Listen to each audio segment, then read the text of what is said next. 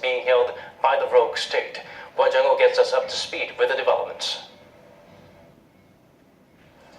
Malaysian authorities have confirmed that the body of Kim Jong-nam has been embalmed to ensure its preservation. The Deputy Prime Minister addressed the issue with the press on Tuesday to curb a series of related rumors. It's true. It's an effort to preserve the body, because if it is kept in the mortuary, it might decompose.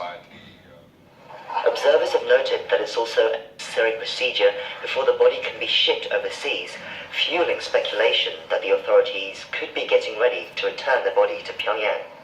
That's been a key demand of the regime as Malaysia negotiates the safe return of 9 embassy staff and family members who North Korea has banned from leaving.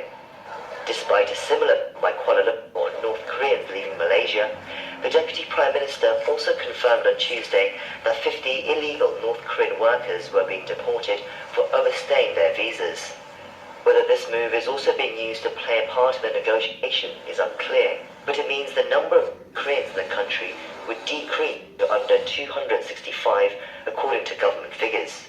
Meanwhile, Pyongyang has refused to acknowledge the victim as the half-brother of the North Korean leader.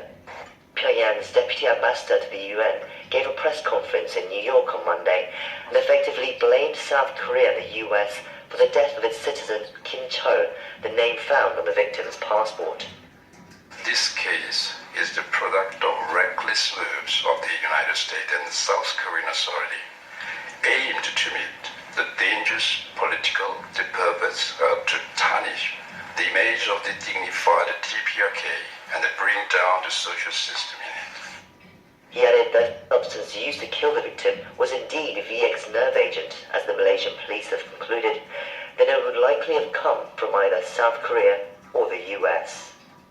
Kwon Jung-ho, Arirang News. Let's move on to other stories now. South Korea's Incheon International Airport has grown accustomed to receiving global recognition as it continually bagged top honors for more than a decade. To learn what makes the Korean Gateway special, Yoon Shin went out to hear it straight from the passengers' mouths.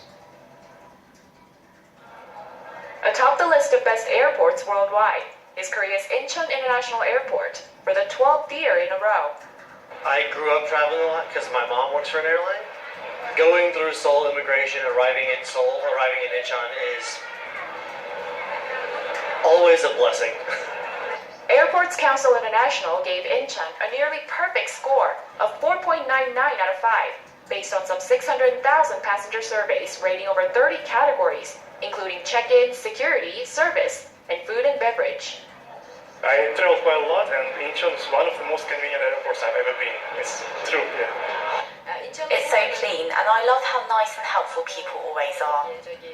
Last year, the number of passengers processed at Incheon jumped 17% from the year before to a total of nearly 58 million. To accommodate the growing number of passengers and to live up to the reputation of being the world number one, Korea's main gateway has done a lot to improve its facilities, such as increasing the number of body scanners and expanding children's play area, and of course, the latest and the most anticipated upgrade this year, the grand opening of the individual pod hotel rooms.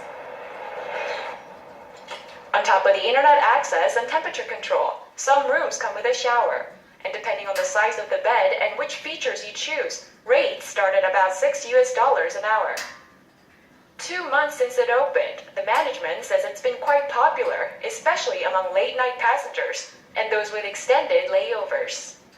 I stayed at the hotel just now to squeeze in some sleep before I board, and I feel energized. Personally, the nice rest with privacy is definitely worth the price. Travelers get their first impression of a foreign land at the airport. And with Incheon, the face of Korea, airport officials say they'll continue to make visiting and transiting more enjoyable. Yoon Shin, Arirang News.